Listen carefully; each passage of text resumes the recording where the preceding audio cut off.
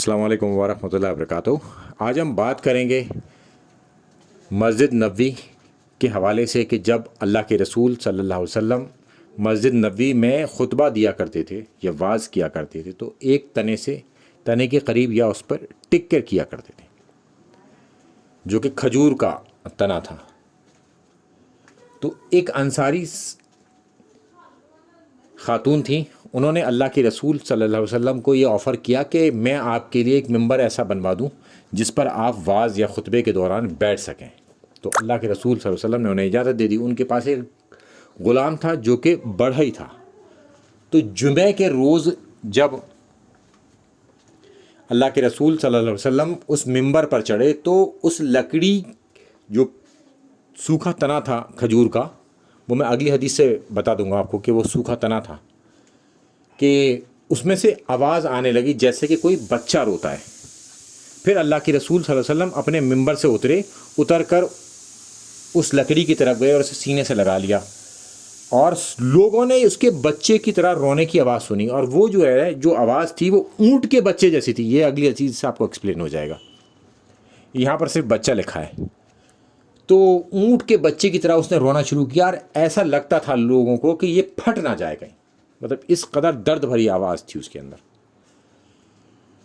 تب اللہ کے رسول صلی اللہ علیہ وسلم نے اسے چپٹایا، اور وہ سسکیاں آنے لگیں۔ جب کسی بچے کو چپ کرایا جاتا ہے تو وہ رونے کے بعد سسکیوں میں آ جاتا ہے، تو اس میں سے سسکیوں کی آواز آنے لگی، اور پھر وہ لکڑی خاموش ہو گئی۔ پھر اللہ کے رسول صلی اللہ علیہ وسلم نے فرمایا کہ یہ جو لکڑی تھی یہ میرا واعظ یعنی کہ خطبہ سنتی تھی، اور اس وجہ سے یہ رو رہی تھی اس یہاں پر، کہ اب وہاں پر نہیں دیا جائے گا۔ اچھا، یہ ایک غیر معمولی بات تھی، اور اس حدیث سے آپ کو پتہ چل جائے گا کہ وہ کھجور کا تنا تھا اور وہ اونٹ کے بچے کی آواز تھی۔ اب اس کے سپورٹ میں ہمارے پاس قرآن سے ایک آیت ہے، چیپٹر 17 آیت نمبر 44، کہ ساتوں آسمان اور زمین کے درمیان کوئی ایسی چیز نہیں جو اللہ کی تسبیح بیان نہ کرتی ہو۔ زمین میں ہر چیز اللہ کی تسبیح بیان کرتی ہے۔ اب اس سے پتہ چلتا ہے کہ سوکھی لکڑی بھی پتہ کرتی ہے اور گیلی بھی کرتی ہے، وہ ہر چیز سب کور ہو گئی۔ اور گیلی تسبیح لکڑیوں کے بارے میں تو کافی ساری آپ کو چیزیں مل جائیں گی۔ یہ سوکھے تنے کے حوالے سے ہے کہ سوکھا تنا بھی اس بات کے لیے افسوس میں تھا اور اس قدر رو رہا تھا۔ تو یہ ایک غیر معمولی بات ہے جو اللہ کے رسول صلی اللہ علیہ وسلم کے ساتھ ہوا کرتی تھی، اور اللہ تعالیٰ خود فرماتا ہے کہ تم اسے نہیں جانتے جب وہ تسبیح کرتی ہیں۔ واقعی میں ہم نہیں جان سکتی، مگر ان اصحاب نے یہ ہوتے ہوئے دیکھا اپنے سامنے۔ تو جن لوگوں نے یہ کام ہوتے ہوئے دیکھا اللہ کے رسول صلی اللہ علیہ وسلم کے دور میں، پھر وہ پیچھے نہیں ہٹ سکتے تھے کسی بھی طریقے سے۔ اور جتنی بھی آپ کو خرابیاں ملیں گی آپ کو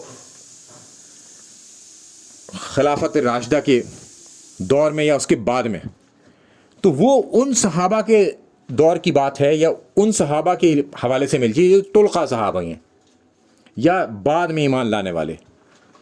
تو وہ لوگوں نے اتنی ساری چیزیں نہیں دیکھ رکھی تھی، ان لوگوں نے کچھ ہی وقت اللہ کے رسول صلی اللہ علیہ وسلم کے ساتھ گزارا تھا فتح مکہ کے بعد، جنہوں نے معافی مانگ کر اسلام قبول کیا۔ تو ان لوگوں کو اگر چھوڑ دیا جائے تو باقی دیگر جو شروع کے اصحاب تھے جنہوں نے یہ ساری چیزیں دیکھی تھیں، وہ ٹس سے مس نہیں ہوئے، اور انہوں نے کبھی ان اصحاب کے خلاف تلواریں نہیں نکالیں، ان کے خلاف جنگوں میں نہیں کودے جنہوں نے شروع میں ہی اسلام لے آئے تھے۔ ریسپیکٹ اور ریگارڈ تھی ان کے لیے ان کے دلوں میں، اور جو شروع کے اصحاب تھے انہوں نے بہت کچھ دیکھا تھا اللہ کے رسول صلی اللہ علیہ وسلم کے دور میں، اور اس لیے وہ کبھی پیچھے نہیں ہٹ پائے کسی بھی چیز سے۔ اور ہر جگہ آپ پائیں گے ان لوگوں کو کہ وہ ہر جگہ فرنٹ سے لیڈ کر رہے ہوں گے، آگے بڑھ رہے ہوں گے، اور اپنی قربانیاں دے رہے ہوں گے۔ اور قربانی بھی اس قدر کہ اپنے گھر کو چھوڑ دیا، مال کو چھوڑ دیا، بیوی بچوں کو چھوڑ دیا۔ اور اس وقت جو مشرکین مکہ تھے انہوں نے ہر چیز پر قبضہ کر لیا، اور ان کو بالکل اس طرح سے لا کے چھوڑ دیا کہ نہ تو کوئی ان کا مددگار تھا، نہ ان کے پاس کوئی اسباب تھے دوبارہ اسٹیبلش ہونے کے، مگر اللہ تعالیٰ نے انہیں دوبارہ سے اسٹیبلش کر دیا، اور ایسا اسٹیبلش کر دیا قیصر و کسریٰ کے خزانے ان کے پیروں کے نیچے تھے۔